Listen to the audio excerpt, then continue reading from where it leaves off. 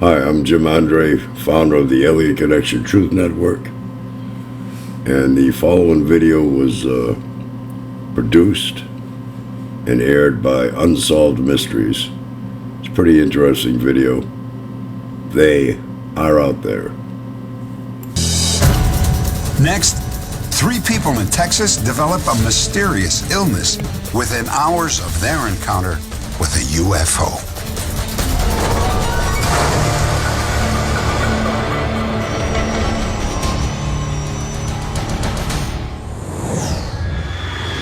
State Road 1485 near Dayton, Texas, on the outskirts of Houston.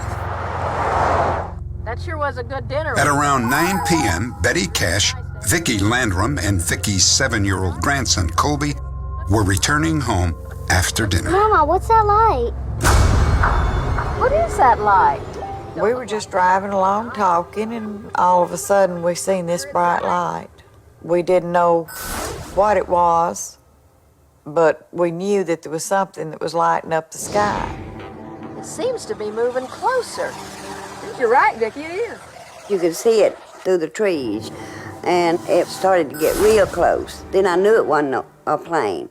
Mama, what is it? I don't know. We had begun to feel the heat, and all of a sudden, Vicki screamed for me to stop. Daddy, stop! And when I stopped, she went forward, and her handprint was embedded into the dash of the car. And I thought, well, I've got to see what this is. So I walked toward the front of the automobile, and I stood there looking up to try to figure out what this object was. It was a diamond-shaped object. Then at the bottom, flames were shooting out. The heat was tremendous. It just felt like I was burning from the inside out. I was actually afraid, really, to move. Betty, let's get out of here!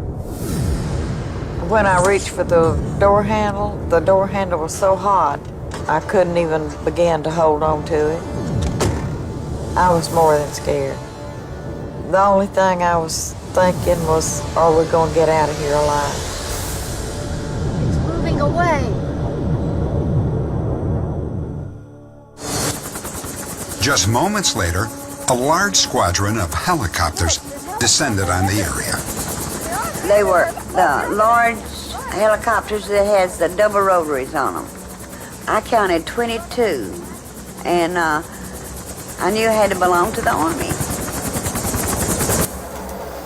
For years, Betty, Vicki, and Colby have battled with the government, trying to get clear answers to what actually took place that night. They've also fought against mysterious illnesses whose symptoms appeared just hours after the encounter. Mama! Colby? At 1 o'clock, Kobe woke me up crying, and he was begging me for water. He had a fever, and he had vomited all over the bed. Does your tummy hurt? The next morning, Vicki and Colby were still suffering from nausea and what appeared to be severe cases of sunburn. Betty? Betty was in even worse shape. You awake? Her temperature was dangerously high, and large red welts had appeared on her face and hands. Hi, Betty. Over the next 4 days, Betty's condition grew more serious. Vicki finally convinced her to see a doctor in Houston.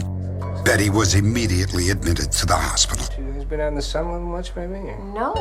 3 weeks later, she underwent treatment for acute radiation poisoning. What I'd like to do is admit her to the hospital and run some more tests. Betty was in the hospital for 6 weeks.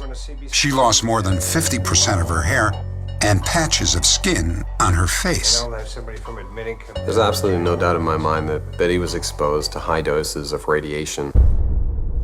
As to what the source was, I can't exactly say. After her release from the hospital, Betty asked for help from UFO investigator John Schuessler, a former NASA project manager. We had done several interviews with Betty and Vicki, And then we went out to the location where this happened. They were very, very clear on where it happened and how it happened. Yes, sir. Came right over those trees right there, sir. They were able to tell us exactly where along the road that they stopped because there were certain markers that identified the spot.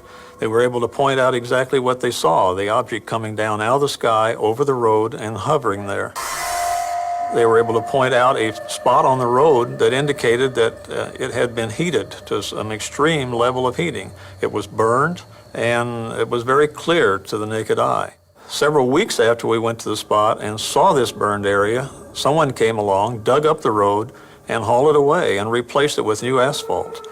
Some of the witnesses that watched this happen said that people brought in unmarked trucks, dug up the road, put the material on the trucks, covered it with a tarpaulin, and drove away. And what did it do when it hovered over the trees? In addition to taking Betty and Vicky's testimony, we went to every individual living within 5 miles of this area. At least 10 other people had seen the object, and 7 or 8 other people had seen the helicopters. And their descriptions were all very similar to what Betty and Vicky described. One eyewitness was police officer L.L. Walker, who was in the area on the night that Betty and Vicky encountered the object. My wife, Marie, and I was returning back from my mother and dad's, and as we was coming out of some tree lines, I saw a helicopter. It was shining a spotlight at the ground, and then I heard other noise of other helicopters behind it, and I stopped the car because I didn't know what was going on. The helicopters were military, and they was all flying fairly low to the ground, and all of them had search beams on. I thought maybe there was an airplane down, but they didn't hesitate. They just kept on in the same direction they was going, which would probably intersect the area where Vicky said that her encounter was. Convinced that the military was somehow involved, Betty and Vicky appealed to their senators. The Air Force agreed to a meeting at Bergstrom Air Force Base. As they entered the room, Vicky noticed a large map. The exact spot where the encounter occurred was clearly marked. Well, sir, we were coming home from dinner, and as we were going down this road, we saw this large object. According to Betty and Vicky, they were questioned for more than 2 hours. The interview was recorded by a military stenographer. Then what happened? Well, as I got in the car, then the helicopters started approaching. What helicopters? The military helicopters. You say military? Yes, sir. How do you know they were military? In the end, the two men denied that any military or government operation had been conducted at that time and at that place. The women were told that they were entitled to file a claim and that the Air Force would review their case. Get them to your lawyers and get them back to us. 4 weeks later, Betty and Vicky's claims for medical damages were denied. Come on, Colby. What did Betty Cash and Vicky and Colby Landrum see in the Texas sky on that winter night? There are 2 possible explanations in this case. One is it was an experimental craft of some kind by probably our government.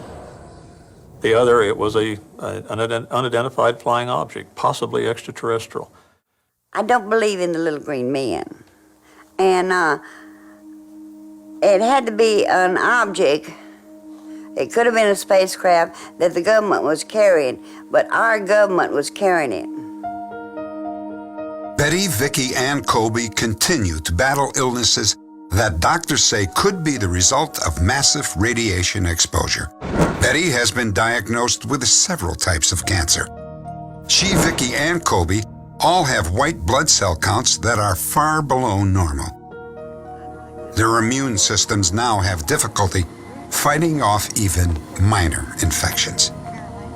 Vicky's having visual problems, and there are lots of suggestions that that may be related to radiation as well, but depends on the kind of exposure, and someone needs to tell us what the exposure was so we can figure it out. If it's a top secret object that's protecting the United States, then I could say I could forgive them for that.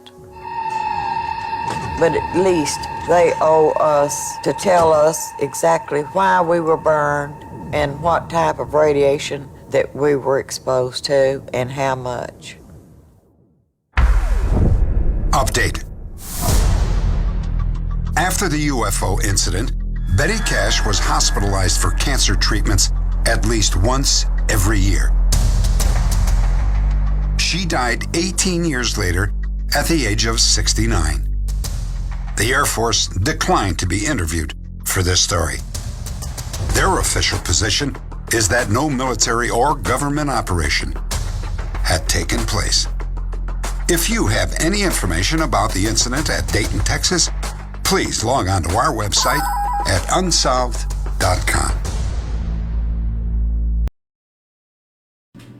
I'd like to thank you for watching our video, and please hit our like and subscribe buttons to keep up with our latest content.